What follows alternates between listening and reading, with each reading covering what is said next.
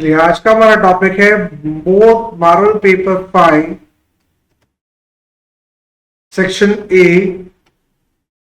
Answer the following questions by selecting the correct option from the given options. Question 1 to 20, 1 mark each. What is the interest on partner's capital for the firm? अगर partner के लिए सी देखते हैं, for example एक firm ने अगर पैसा लिया है किसी ओनर से, यानी कैपिटल की तरह पैसा लिया है, मनी रिसीव एज कैपिटल, तो उसको ब्याज देना पड़ेगा, इंटरेस्ट देना पड़ेगा। तो इंटरेस्ट ऑन कैपिटल, जो आपने पैसा उठाया उस पर ब्याज देना है, तो ब्याज अगर आपको देना है, interest on capital, what is interest on capital on partners capital for the firm, तो फर्म के लिए जो आप वो ब्याज भर रहे हो, तो ये जो दे रहे हो, इट इज एन एक्सपेंस। इसके आंसर क्या आएगा? It is an expense. What is the interest on partners capital for a firm, firm के लिए तो ब्याज जो देना है वो खर्चा है, सिंपल सा फंडा है। चलिए नेक्स्ट आते हैं। चलिए, in which year partnership act was implemented? It is 1932। ये बात तो सबको पता है, it is not a big deal. चलिए next. Which method is appropriate for a computation of goodwill when every year profit is increasing? याद रखिए, अगर प्रॉफिट इंक्रीजिंग में हो, मतलब पहले 1 लाख, फिर 2 लाख, फिर 3 लाख, फिर 4 लाख, या फिर डिक्रीजिंग में हो 4 लाख, 3 लाख, 2 लाख और 1 लाख, तो ऐसे केस में वेटेड एवरेज लगाना पड़ता है, सिंपल एवरेज नहीं लगाते। सो प्रॉफिट का मतलब क्या होता है? It is average profit less expected profit. See what is average profit? यानी अगर मान लो कोई बंदा है, उसने बिजनेस यहां पे स्टार्ट किया, समझिए एक्स है, और उसने 5 साल बिजनेस चलाया, बराबर, और 5 साल बाद मान लो इसने जब बिजनेस स्टार्ट किया तो एवरेज प्रॉफिट कुछ और होगा। अब 5 साल बाद उसका एवरेज प्रॉफिट है वो 5 लाख रुपीज है। पर अगर मान लो कोई बंदा वाई अभी नया नया बिजनेस स्टार्ट करता है, तो उसको नॉर्मल रेट ऑफ रिटर्न मिलेगा, तो उसको जो मिलेगा वो एक्सपेक्टेड प्रॉफिट होगा।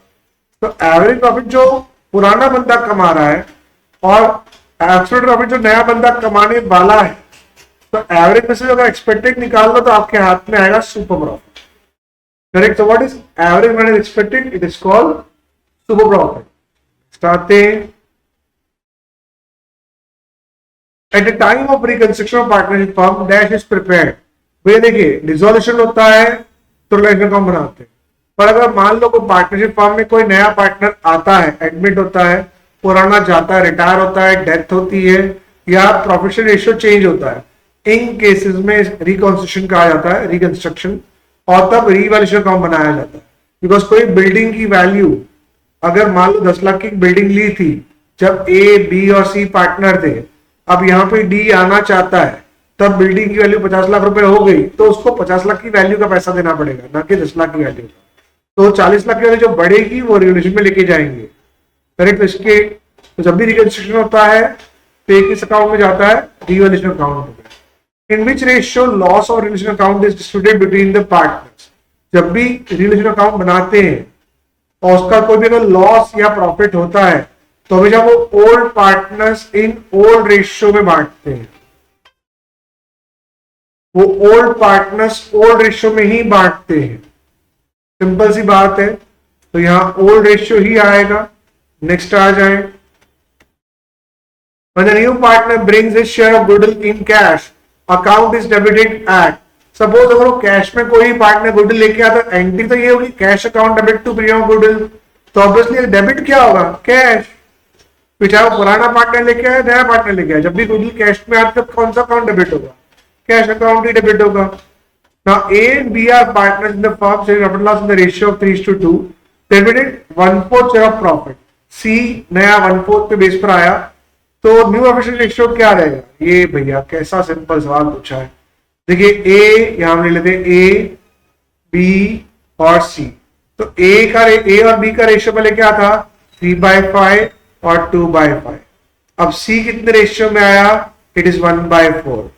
तो 1 माइनस 1/4 इट इज बचा 3/4। तो जो वो 3/4 बचा वो इन दोनों को मिलेगा, तो ये रखेंगे हम लोग। 3/4 का 3/5 इट इज 5/4/20 और 3 3 सा 9 और 3 2 6/20। अब ये 4 5 सा 20 तो 1 5 सा 5 तो 5/20। तो अब इसका रेशियो क्या आएगा 9:6:5। सिंपल हमारा आंसर है भाई 9:6:5। नेक्स्ट आते हैं, your partnership deed is silent, interest is payable on unpaid amount payable to retiring partner। Obviously retiring partner का अमाउंट लोन में ट्रांसफर करता है, ऐसा गुजरात बोर्ड बोलती है। और लोन पर जब भी डीड साइलेंट होती है तो कम से कम 6% ट्रांसफर करना होता है। चलिए नेक्स्ट आते हैं, तो जब भी कोई पार्टनर लोन देता है, सपोज ये फर्म है, अगर फर्म किसी पार्टनर से लोन लेती है तो फिर उसको कंपल्सरी 6% ब्याज तो देना ही देना है अगर डीड साइलेंट हो तो। और डीड ने अगर कुछ बोला है तो उतना परसेंटेज देना है। तो डीड साइलेंट तो आपको 6% देना ही है। तो जब भी कोई पार्टनर रिटायर होता है तो उसका पैसा भी लोन में ट्रांसफर होता है। तो जैसे रिटायर्ड पार्टनर ने लोन ही दी है तो उसको भी 6% ब्याज तो देना ही पड़ेगा। तो डीड साइलेंट हो तो दो चीजें कॉमन होती है, तो प्रॉफिट शेयरिंग रेशियो इक्वल होता है 1:1:1 और इंटरेस्ट ऑन लोन 6% देना होता है। डीड साइलेंट होती है तो यही चीज कॉमन रहती है। Which is the last payment made by the realization of assets at the time of dissolution of the firm। हमेशा अंत में एक ही इंसानों को पैसा चुकाया जाता है, it is partners capital. Next आते हैं, सबसे पहले हम चुकाते हैं डिसोल्यूशन एक्सपेंस, फिर हम थर्ड पार्टी की लायबिलिटी चुकाते हैं, फिर पार्टनर्स की वाइफ वगैरह का लोन चुकाते हैं और बाद में पार्टनर्स कैपिटल चुकाते हैं। सिंपल सा फंडा है। नेक्स्ट आ जाते हैं, to which account balance of general reserve is transfer at a time of dissolution. देखिए एक बात याद रखिए, अगर मान लो ए बी और सी पार्टनर थे 1:2:2:1 में, फर्म अगर मान लो यहाँ डी आ रहा है, सी जा रहा है बराबर, या उसकी डेथ हो रही है या फर्म डिसॉल्व हो रही है, जब भी ऐसा कुछ होता है तो जो भी रिजर्व जमा होता है ना वो हमेशा ओल्ड रेशियो में जमा होता है, तो वो भी ओल्ड पार्टनर्स ही जमा करते हैं। तो याद रखिए ओल्ड पार्टनर्स ओल्ड रेशियो में जमा कर रहे हैं, तो जब भी कोई पार्टनर आएगा बराबर या रिटायर होगा या अगर डेथ होगी या फर्म डिसॉल्व होगी या प्रॉफिट शेयरिंग रेशियो चेंज होगा, इन सभी केसेस में पुराने पार्टनर्स ने पुराने रेशियो में अगर रिजर्व जमा किया है तो उन्हें पुराने पार्टनर्स को पुराने रेशियो में ही देना होगा। सो जनरल रिजर्व हमें देना होता है पुराने पार्टनर्स को पुराने रेशियो में, transfer to partners capital account. Now the public issue of shares अगर कंपनी को करना हो तो उसे किससे परमिशन लेनी होगी? ऑब्वियसली सेबी से, it is security board of India act, उनसे सभी लेते हैं। तो सेंट्रल गवर्नमेंट और स्टेट गवर्नमेंट से तो कोई ग्रांट या लॉ पास कराना होता है और जो बैंकों में मॉनेटरी पॉलिसी से रिलेटेड निर्णय लेना होता है।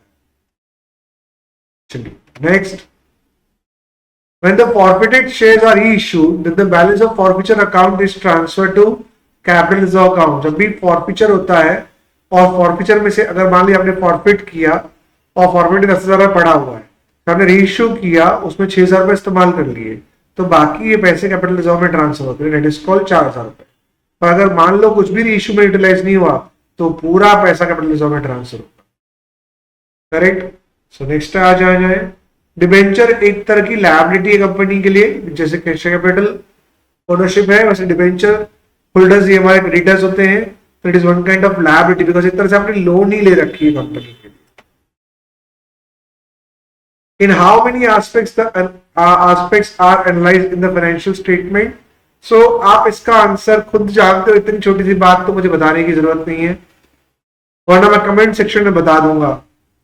The expense of the current year of the company is 1,20,000।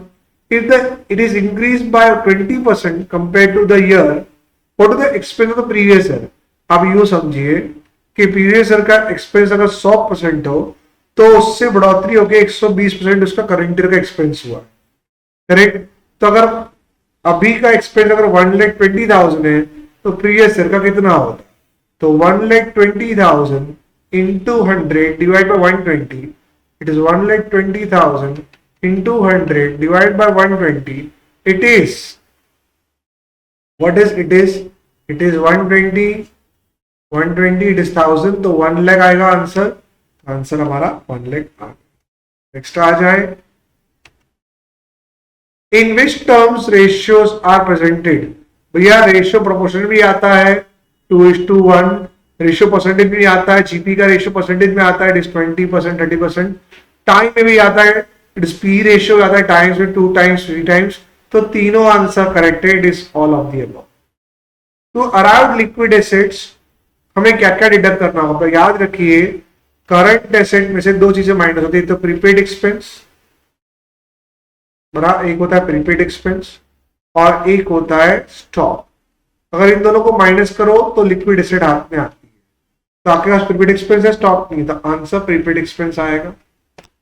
Very simple. Next आ जाए,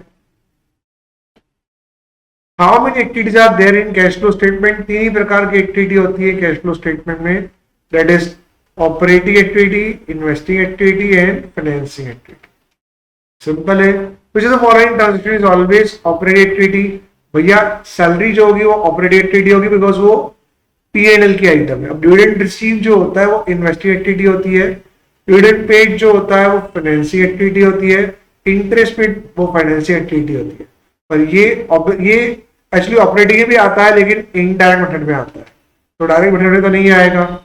इसलिए इसको ये एक्चुअली देखा जाए इंटरेस्ट पेड ऑन लोन, तो ये आपका फाइनेंसिंग एक्टिविटी है और ये ऑपरेटिंग एक्टिविटी में माइनस भी होता है, प्लस ये भी माइनस होगा और ये भी डिविडेंड पेड, ये भी फाइनेंसिंग एक्टिविटी है। तो आप यूं देखिए एक्चुअली ये तीनों फाइनेंसिंग या इन्वेस्टिंग और फाइनेंसिंग एक्टिविटी है, ये अकेली ऑपरेटिंग एक्टिविटी में जाएगा। नेक्स्ट आ जाते हैं, सम खत्म, पैसा हजम,